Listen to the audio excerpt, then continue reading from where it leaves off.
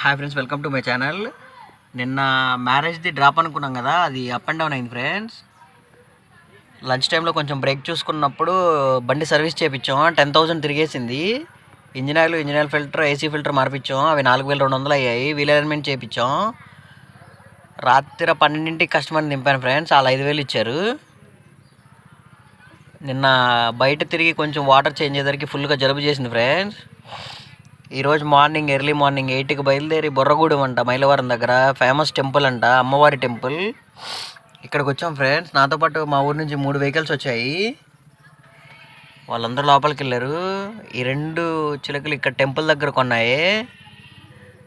బాగా ఫేమస్ అంట ఇక్కడ. చాలామంది వచ్చారు.